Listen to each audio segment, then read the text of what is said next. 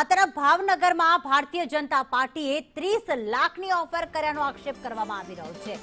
Form પરત ખેંચવાના અંતિમ દિવસે રાજકીય ગરમાવો, જેમાં કોંગ્રેસના વોર્ડ નંબર 6 ના મહિલા ઉમેદવારનો આક્ષેપ છે કે મને ભાજપે 30 લાખની ઓફર કરી છે।